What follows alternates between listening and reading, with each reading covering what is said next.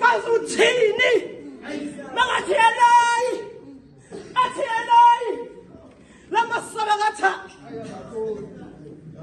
kazuthini lozikwiza inkosi yabaJuda kazuthini bathi that when it was a different language abangayizwa abangayazi kazuthi abanye ke bayaqagela bathi mhlawumbe ubizwe Eliya kuzazomsindisa kazuthini makathi Eloi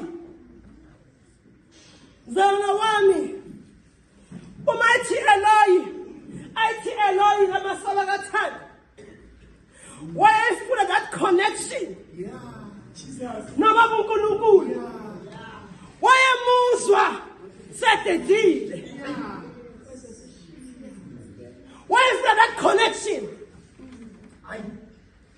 That was the language ayazi ukuthi babuzoyimuza bakakhuluma makathi Eloi Eloi lamasaba kathanda ufuna i-connection kubaba wakhe. Uma ngifundisisa ngifuna sithi sigugule ngesamanje sasegama sagugula phela ngifuna ukwazi ukuthi lo Eloi bazohumusha kuthiwa baba wami ngishiyeleni uNkulunkulu wami ngishiyeleni. That was Aramic language which was not usual endaweni. Kaningi bokukhulunywa isHebheru noma isGreek. Yes. So the Eloi was Aramic language which was used in the Middle East. eGalilee, to be precise. Bokukhulunywa the language ye Aramic but not usually. So bekuyi language engajwayelekanga. Makamemeza athi Eloi ngibuye endabeni.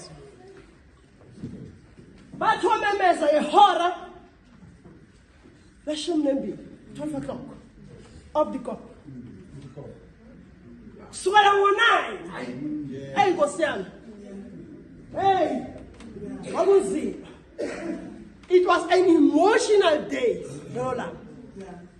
A difficult day kuJesu Kristu.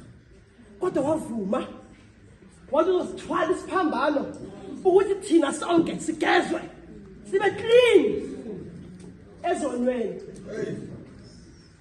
Yabona nje basela namhlanje ezibeleni special school emaphaka sinikezwe elinye ithuba futhi today. Hey mangabe ubuye wayitapa futhi last year after Good Friday wabuya wayotapa izolo wangena nalithuba lapho futhi namhlanje 2025 uzuyagezwa futhi ngegazi lendoda usithwele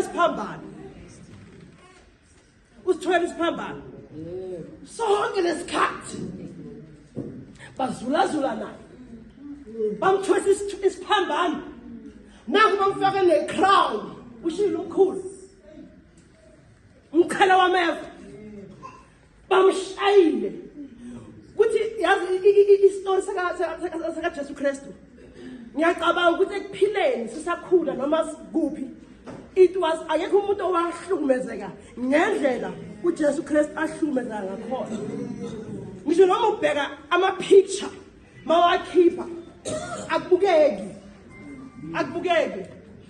ulimele lo muntu ulinyaziwe lo inyama yakhe ihlukumezekile kakhulu ngabantu